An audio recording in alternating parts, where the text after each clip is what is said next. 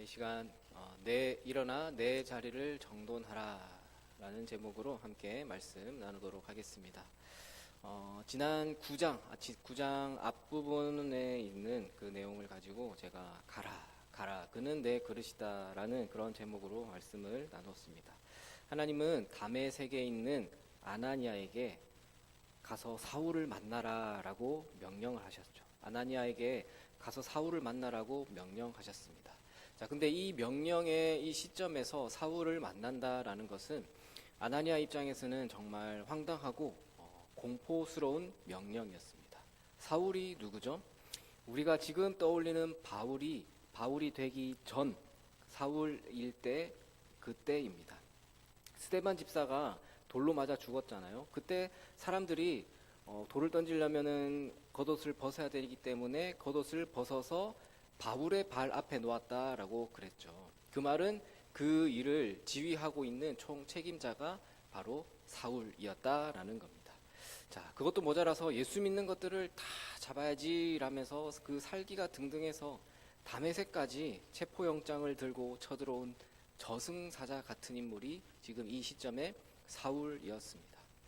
자, 그런 사울을 찾아가라고 하니까 아나니아 입장에서는 그런 사울을 피하고 있는 입장인데 호랑이 굴로 들어가라라고 하니 그 심정이, 그 입장이 어땠겠습니까? 그래서 마치 예를 들면서 제가 했던 얘기가 일제강점기인데 독립군인 지금 독립활동을 하고 있는 나에게 저기 우리 동지들 그렇게 고문하고 우리 동지들 잡아서 그렇게 했던 사람 나카무라 순사 그 사람한테 가가지고 그 사람이 아프니 치료해줘라 라고 한다면 참 어떻게 했을까요? 어떻게 그렇게 할 수 있을까요? 상식적으로는 갈 수 없는 길입니다. 하지만 아나니아는 자기의 상식과 두려움보다는 하나님의 말씀에 순종했습니다. 그래서 갔습니다. 아나니아가 목숨 걸고 찾아가서 떨리는 손을 사울 위에 얹고 형제 사울아, 형제여 라고 부르니까 사울의 눈에서 비늘이 벗겨지고 비늘 같은 것이 벗겨지고 핍박자가 이제는 전도자로 바뀌는 그런 기적이 일어났습니다. 자, 결국은 하나님은 사울이라는 이방인을 위한 그릇을 쓰시기 위해서 이방인을 위한 그릇으로 사울을 쓰시기 위해서 아나니아라는 이 순종의 그릇을 먼저 사용하셨던 것이죠. 자, 이제 오늘 말씀은 그 이후의 이야기로 넘어갑니다. 사울이 그렇게 회심한 이후에 어떤 일이 벌어졌을까요? 아주 난리가 났습니다. 자, 사울이 눈을 뜨자마자 다메섹 회당에 들어가서 예수가 하나님의 아들이다. 예수가 하나님의 아들이다 라고 외치니까 자, 그 회당 안에 있던 사람들의 입장에서는 또 얼마나 또 황당했을까요? 자, 아까 일제강점기 그 예를 이어받아서 자, 그 일본 순사 나카무라가 다 나왔어요. 다 나와가지고 아까까지는 아프더니 이제 좀 기운을 차리고 나서 그 순사들 모여 있는데 거기 가가지고 대한독립 만세! 라고 외치면은 그거는 또 무슨 그림일까요? 바로 총살이겠죠. 총살이에요.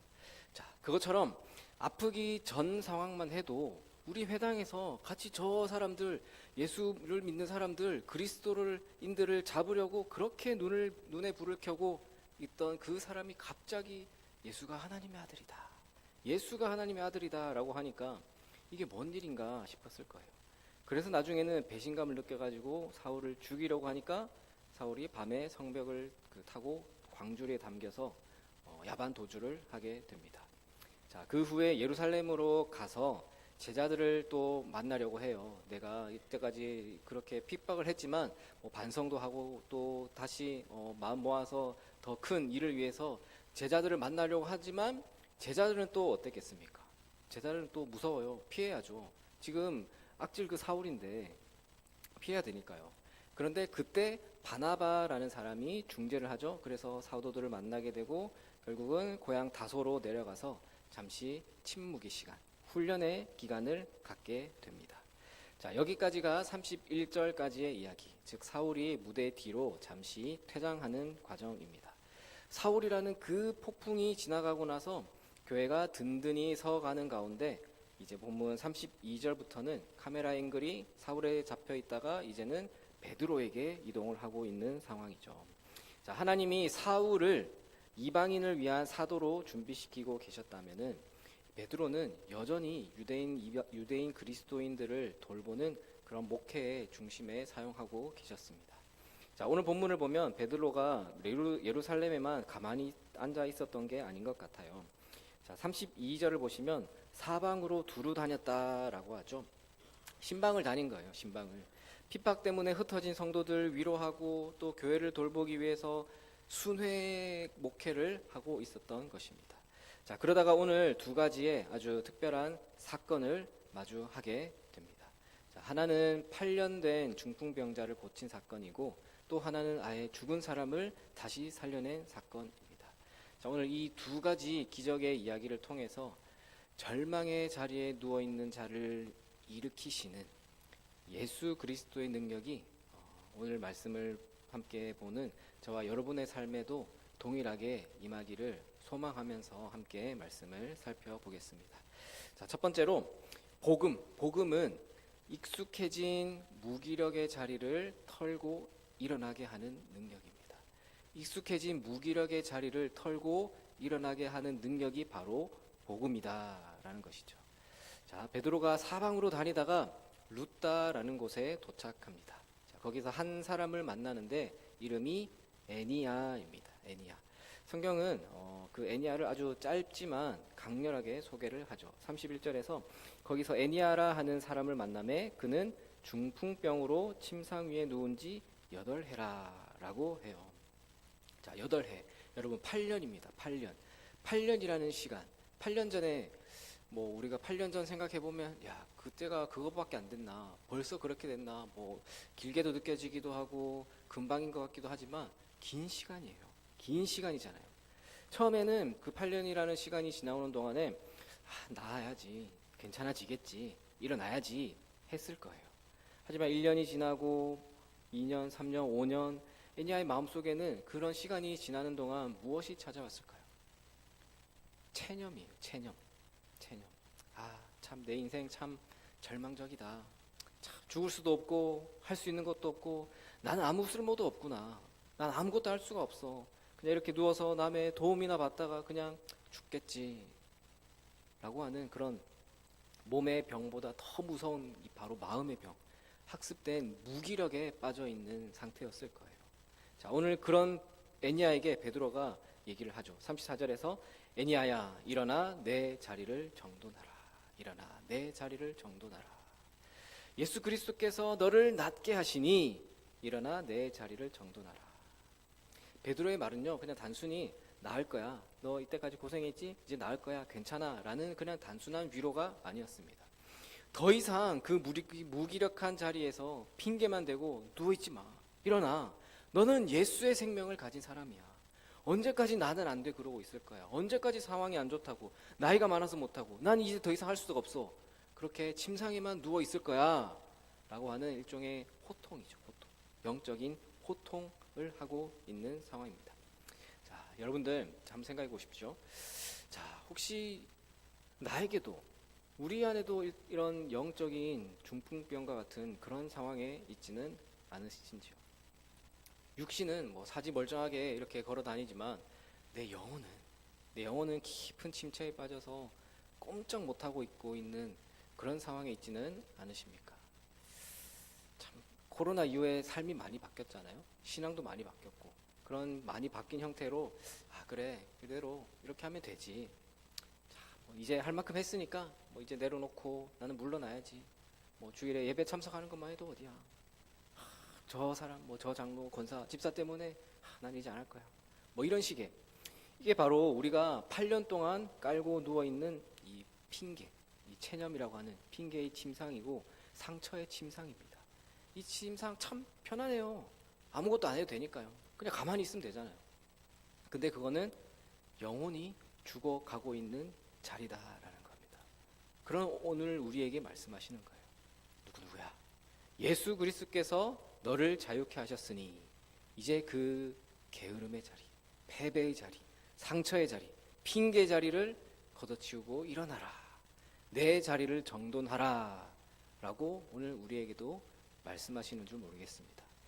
그래서 여러분들, 우리를 묶고 있는 이 영적 무기력을 끊어내고 곧 이제 일어나게 되는, 벌떡 일어나게 되는 그런 예수 그리스도의 은혜가 있기를 축복합니다. 자, 두 번째로 성도의 진짜 아름다움은 말이 아니라 흔적으로 증명됩니다. 성도로서의 진짜 아름다운 모습은요, 말이 아니라 흔적, 삶의 모습으로 증명이 되는 것입니다. 자, 루다에서 애니아를 그렇게 고쳤다는 소문이 삽시간에, 순식간에 퍼졌습니다. 자, 그러자 인근에 있는 항구 도시인 욥바에서 긴급한 연락이 오는 거예요. 거기에 다비다라는 여제자가 있었는데 그 여자가 병들어서 죽었다라는 비보였습니다. 자, 그래서 사람들이 베드로를 급하게 모셔가는 거예요.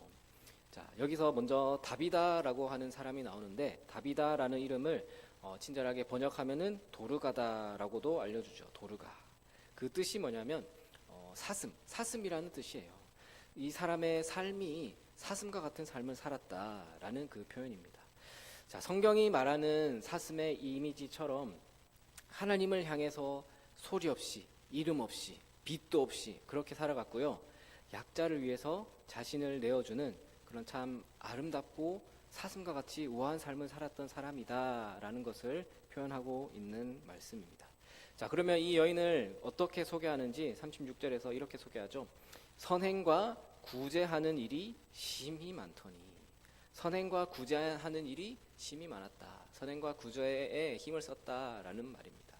말만 번지르르한 그런 신자가 아니라 삶으로, 행동으로 보여주었던 사람이었습니다. 그래서 베드로가 욥바에 도착했어요. 욥바에 도착해서 다비다가 죽어서 지금 죽어 있는 상황이니까 죽어 있는 그 안치해 놓은 다락으로 들어갔는데, 자, 그곳의 광경이 참 숙연하면서도 감동적인 장면이 나와요. 자, 39절의 이 장면 한번 상상해 보십시오. 베드로가 일어나 그들과 함께 가서 이르매 그들이 데리고 다락방에 올라가니, 자, 무슨 상황이냐면 모든 과부가 베드로 곁에 서서 울며 도로가가 그들과 함께 있을 때 지은 속옷과 겉옷을 다 내보이거늘. 자, 무슨 상황이냐면 다비다가 죽으니까 그 다비다에게 도움을 받았던 사람들 모든 과부가 와가지고 지금 여기에 모여 있는 거예요. 그리고 베드로를 붙잡고 울고 있는 거죠. 그러면서 뭔가 꺼내 보여주는 거예요. 그게 뭐냐면, 자, 도르가, 이 다비다가 그들과 함께 있을 때 지은 속옷과 겉옷입니다. 속옷과 겉옷. 그러니까 지어준 옷을 말하는 거예요. 베드로 선생님, 이것 좀 보십시오. 이게 그 다비다가 우리가 있을 때 지어준 속옷이고 겉옷이에요. 지난 겨울 추울 때 이불 없이 없어가지고 벌벌 떨고 있는데 밤새 바느질해가면서 제 몸에 맞게 지어준 옷입니다. 이 속옷도 보세요. 우리한테는 그분이 엄마였고요. 예수님이 같은 분이셨습니다. 어떻게 이런 분이 죽을 수 있는 거예요? 라는 그런 상황 정도 되겠죠. 자, 여러분들 참 이 다비다가요, 어쩌면 야고보서가 그렇게 강조했던 행함이 없는 믿음은 죽은 믿음이다 라는 그 믿음을, 그 말씀을 온몸으로 살아낸 사람이었던 것 같아요. 이 그녀의 믿음은 교회 안에서의 직분이나 어떤 화려한 언변에 있지 않았습니다. 그녀의 믿음은 가난한 이웃의 어깨에 걸려있는 그 옷가지를 통해서 증명이 되었습니다. 참 생각해 보십시오. 어쩌면 전등도 없잖아요. 전등도 없는 그 어두캄캄한 작은 등불 아래서 막 바늘에 찔려가면서까지 그렇게 밤새 만들었다고 보면 얼마나 정성이 담겼습니까? 그 사랑의 흔적들이 바로 그 다비다의 신앙 고백이었던 거예요. 장례식에 가보면 그 고인이 어떻게 살았는지 알 수 있다라고 하죠. 장례식에 가보면 그 고인의 삶이 그 집안 대대로 이어져서 그 집안 특유의 가풍이라든지 문화라든지 참 그런 분위기를 참 느낄 수 있습니다. 다비다가 그렇게 세상을 떠났을 때 참 이 다비다의 장례식에 모여 있는 그 분위기가 어땠던 것 같습니까? 참, 그 다비다를 기억하면서 진심으로 울어주는 사람들이 있었습니다. 참 정말 좋은 사람이었어요. 정말 나에게 진심으로 사랑으로 대해주셨던 분이 이분입니다 라고 그렇게 막 상주랑 인사하고 참 서로 그런 말씀을 나누는 그런 자리였겠죠. 참 이것만큼 하나님 앞에서 자랑스러운 삶이 어디 있겠습니까? 여러분들, 그러면 훗날에 나중에, 자, 우리가 하나님 앞에 서는 날, 혹은 우리가 그때 세상을 떠나게 되는 날 사람들은 뭘 가져온다면은 무엇을 가져와서 아니면 어떤 얘기를 내 장례식장에서 나에 관한 이야기를 할까요? 어떤 이야기를 했으면 좋겠습니까? 어떤 이야기를 하는 나의 장례식이 될 것 같습니까? 애니아가 앞에 나왔던 애니아가 은혜를 입어 일어난 자였다면 다비다는 은혜를 나누어 주었던 자였습니다. 우리 동인의 모든 성도님들도 이 다비다처럼 정말 진정 사랑의 흔적을 남기는 그런 복된 인생이 되시기를 축복합니다. 자, 그리고 세 번째로 주님은 탈진하여서 멈춰버린 사명자를 다시 일으키십니다.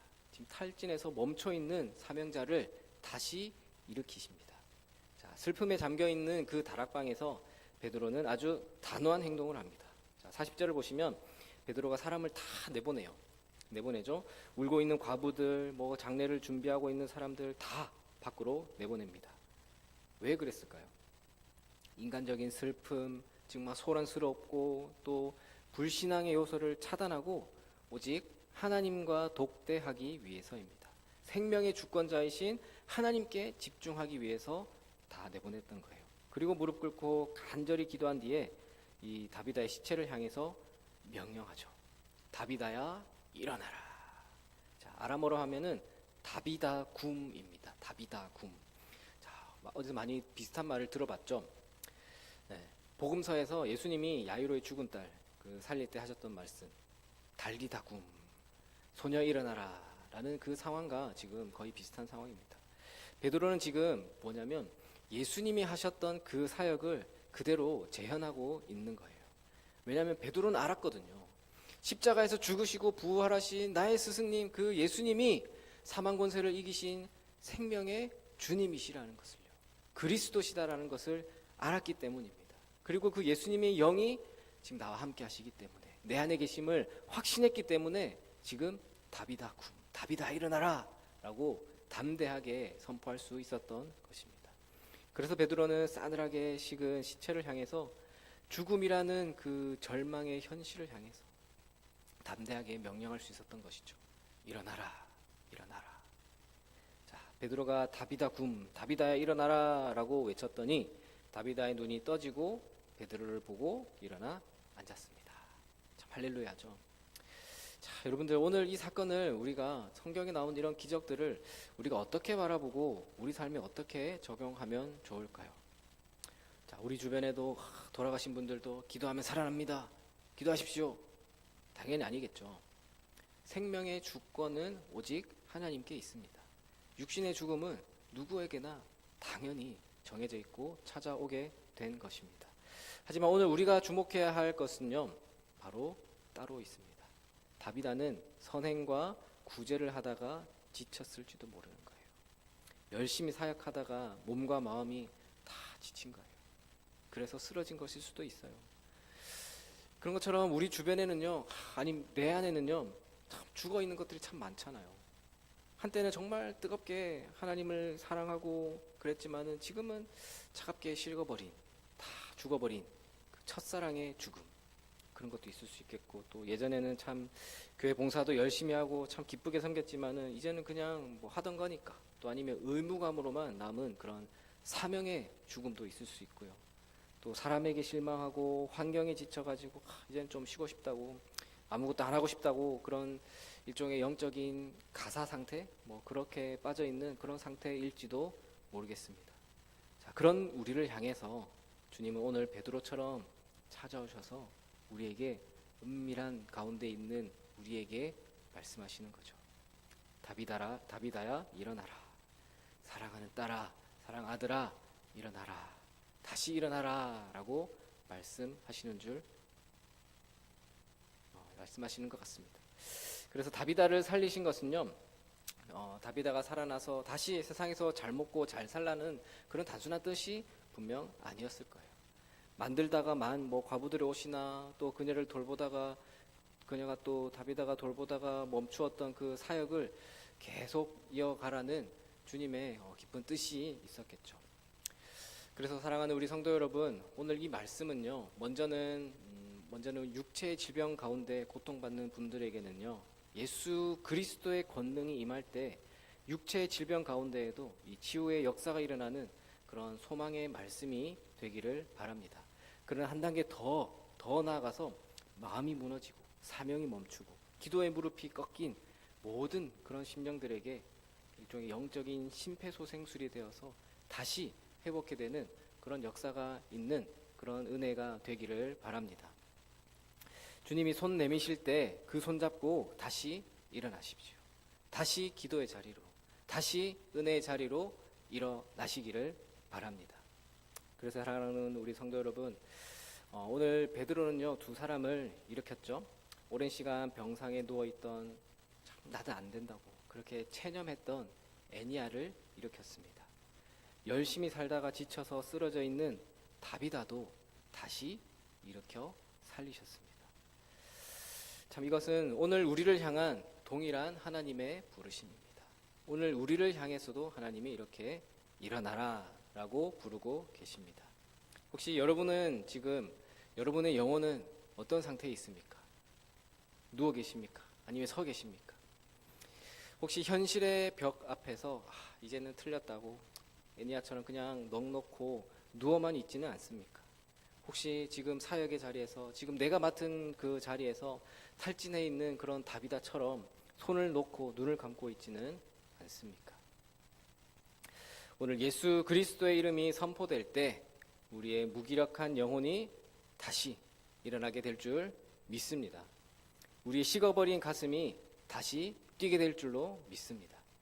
그래서 멈춰버린 내 인생의 그 침상을 다시 일어나 정돈하고 일어나서 다시 주님을 위해 달려가시는 그런 새해를 열어가시는 여러분들이 다 되시기를 주님의 이름으로 축원합니다.